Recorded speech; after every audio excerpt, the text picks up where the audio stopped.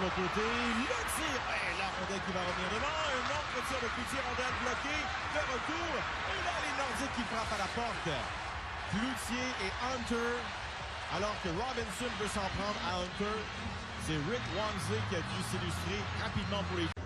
Mais avant même la mise en jeu, il y a un combat qui éclate là. Mark Hunter pour les Canadiens. Il affronte Jacques Richard. Et jusqu'ici, c'est Hunter qui a le dessus. Il renverse Richard.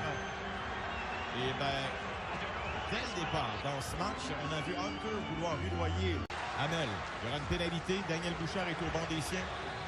Brubaker a maille à partir avec un rival. Et là, on sent que le mandat de Brubaker est clair. Et voilà, il engage le combat avec Wally Weir.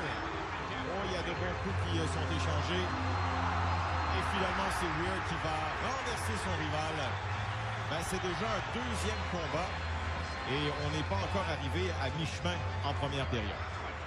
Oui, et dans le troisième, Van Hylen et Pat Hickey en ce moment qui s'échangent quelques coups au centre de la patinoire. Mais tu parlais du mandat qui semble clair de la part de Brubaker. Eh bien, le jeu physique dans un premier temps, mais jeter les gants, ça fait partie de sa façon de faire.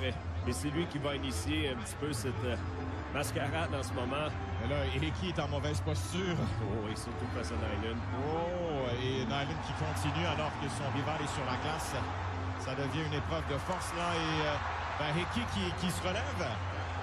Alors que Weir, lui, veut s'en prendre à Nyland. Ouais, et là, difficile pour les officiels de contrôler tout ce qui se passe à un moment. Et c'est surtout d'éviter les coups vicieux. C'est ça vraiment que tu veux éviter de la part des officiels dans ce genre de situation, alors que tout le monde s'amuse un petit peu sur la patinoire.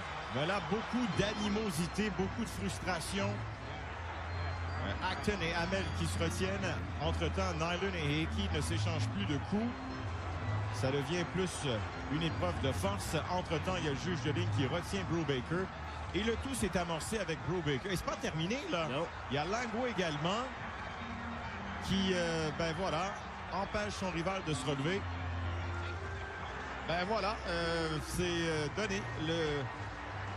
Le spectacle est ainsi en ce début de match numéro 4 de la robustesse des combats. Et Wally Weir, lui, est dans tous ses états. Le juge de ligne en a vraiment plein les bras. Ouais, écoute, voilà. Oh, attention! C'est Nyland. Aïe, aïe, aïe, aïe, aïe. Un coup que son rival n'attendait pas. Ouais, c'est ça que tu veux pas voir là, dans ce genre de bagarre où les 5 joueurs sont impliqués. À un certain moment, il y en a un qui prend un coup délibéré et c'est un coup qui est vicieux. C'est ce qu'on vient de voir en ce moment de la part de Nyland. Jean-Mel le maîtrisait assez rapidement et c'est épuisant pour ces joueurs de jeter les gants, de se battre. Et là, Langlois a un client. C'est Dave Pichette. Pichette et Langlois qui vont engager le combat. Ouais, ben, je pense qu'on s'est échangé quelques coups un petit peu plus tôt, mais peut-être qu'il y en a un des deux qui n'a pas apprécié de la façon dont ça s'est fait. On a dit, on va recommencer ça de belle façon. Et Langlois n'a pas l'air intéressé à se battre. Tu viens, je viens, qu'est-ce qui se passe là? Finalement, le juge de ligne, lui, évidemment, cette façon de faire était complètement différente dans les années 80. De nos jours, 2 combats sur la même séquence et les conséquences sont sévères. Et là, il y a Dale Hunter avec son rival, le défenseur des Canadiens, Engblom. Finalement, on va simplement se repousser. Patrick, le ton est donné plus que jamais. Cette rivalité, on vous rappelle que c'était la première fois que les deux équipes s'affrontaient en séries éliminatoires. Bâton élevé, voici la séquence. Ah ouais, c'était bâton très, très, très, très élevé. Oui. Équilibre, il voulait freiner pour se défaire de son rival. Wolf Paiement. Oh, aïe, aïe, aïe, aïe, aïe, aïe. Paiement au départ gainé. Et derrière le jeu, on s'arrête. Il y a Hunter, c'est le combat, là. Dale Hunter et Robert Picard. Les 2 joueurs qui se retrouvent sur la patinoire. On a vu Hunter, le jeu se dirigeait à... Ça, regardez Hunter près du gardien. Picard qui s'amène pour défendre. Il a fait ça dans la légalité. C'est vraiment Hunter qui n'a pas apprécié et qui cherchait un petit peu d'action à ce moment parce que Picard n'avait vraiment rien initialisé.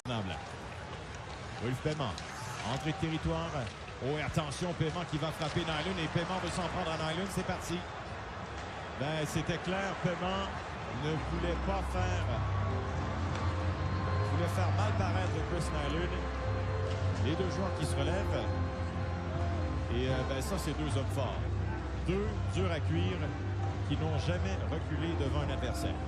Oui, c'est un combat mouvant en ce moment, même s'il n'y a pas beaucoup de coups d'échanger. Tu vois que les deux joueurs tentent de se positionner. Moi, je suis convaincu que dans tout ce qui se passe en ce moment, derrière la tête de peut-être plusieurs joueurs des Nordiques, il y avait ce point de la part de Nilan qui, à un certain moment, dès que l'opportunité s'est présentée, t'as Paiement qui a voulu passer le message à Nilan, parce que Nilan n'a pas eu grand mot à dire. Dès qu'il s'est amené, Paiement, il est allé d'un coup de bâton et par la suite, il a lâché les gants face à Nilan. Nilan qui va retourner au banc de son équipe. Et lui, évidemment, son équipe en avance sur le point de gagner ce match. Alors, il peut se permettre de narguer l'adversaire. Ce qu'on peut vous dire, mesdames et messieurs, à ce moment-ci, c'est que c'est un match, on revoit la séquence, c'est comme ça que ça a commencé.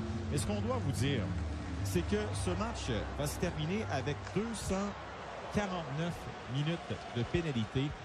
Et c'est plus de... On se retrouve pour le match numéro 5 au Forum. À bientôt.